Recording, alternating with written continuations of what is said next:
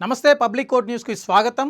తెలంగాణ రాష్ట్రంలో కాంగ్రెస్ పార్టీ అధ్యక్షుడు ఎవరు ఉంటే బాగుంటుంది, ఎవరు నియమించాలని తలా మునకలై పార్టీలో చర్చలైతే కొనసాగుతుంది. తాజాగా పార్లమెంటు ఎన్నికలు ముగిసిన తర్వాత పార్టీ కొత్త అధ్యక్షుడిని ఎన్నుకోవాల్సిన అవసరం ఉందని కాంగ్రెస్ పార్టీ నాయకులు మరి తీవ్రంగా ఒత్తిడైతే కొనసాగుతుంది. ఈ నేపథ్యంలో సీఎం రేవంత్ రెడ్డి ఒకవైపు ముఖ్యమంత్రిగా విధులు నిర్వహిస్తూనే మరొక వైపు పార్టీ అధ్యక్షుడిగా ఇన్నాళ్ళు తను పనిచేస్తూ వచ్చారు. కానీ తాజాగా తాను ఈ పదవికి ఏదైతే కాంగ్రెస్ పార్టీ అధ్యక్ష పదవికి దూరంగా ఉండాలి, లేదంటే ఆ పదవిని వదిలేయాలనే ఒక ఆలోచన ఉన్నాడు. ఈ నేపథ్యంలోనే పార్టీలో ఉన్న సీనియర్ నాయకులందరూ కూడా ఆ పదవిని చేపట్టేందుకు ఉత్సాహంతో ముందుకు వస్తున్నారు. చాలామంది ఈ రేసులో ఉన్నామని స్పష్టంగా వాళ్ళు చెబుతున్నారు. మరి ఎవరిని ఎంపిక చేయాల్సిన అవసరం ఉంది, ఎవరిని ఎంపిక చేస్తారు, ఎవరైతే కాంగ్రెస్ పార్టీని ముందుకు తీసుకెళ్తారు, ప్రజల్లోకి ఇంకా తీసుకెళ్ళి మరి ప్రజలకు సేవ చేసే భాగ్యాన్ని ఇచ్చేందుకు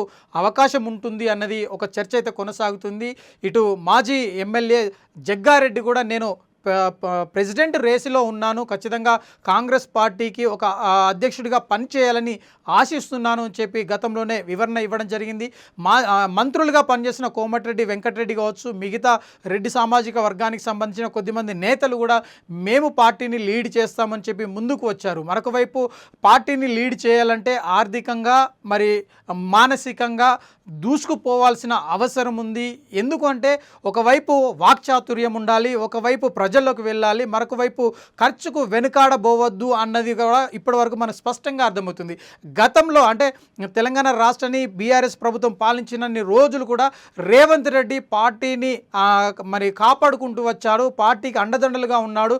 తనకు కావాల్సిన రిసోర్స్ కావచ్చు, లేదంటే ఆర్థిక మూలాలు కావచ్చు, ప్రతిదీ సమకూర్చుకొని ప్రజల్లోకి వెళ్ళి తను ధైర్యంగా ముందుకు వెళ్ళాలి. ఎలాంటి పరిస్థితులు ఎదురైనను ఇక ఆ ఒడిదుడుకులను ఎదురొడ్డి నిలబడి తన గమ్యాన్ని చేర్చడం జరిగింది. కానీ ఇప్పుడున్న పరిస్థితుల్లో కాంగ్రెస్ పార్టీ అధికారంలో ఉంది కాబట్టి ఒక కలిసొచ్చే అంశంగా మనం భావించవచ్చు. ఇప్పుడు ఎవరైతే పార్టీ బాధ్యతలు చేపడతారో వారికి ఒక సానుకూలంగా ఉండేందుకు అవకాశం ఉంది. తనకు సంబంధించి ఎవరిని ఎంపిక చేస్తే బాగుంటుంది అనే ఒక చర్చ అయితే కొనసాగుతుంది. మొత్తం మీద ఈ ఎన్నికల ఫలితాలు వచ్చిన వెంటనే కాంగ్రెస్ పార్టీకి సంబంధించి ప్రెసిడెంట్ను ఎన్నుకుని మరి వాళ్ళకి బాధ్యతలు అప్పగించే అవకాశం అయితే కనిపిస్తుంది.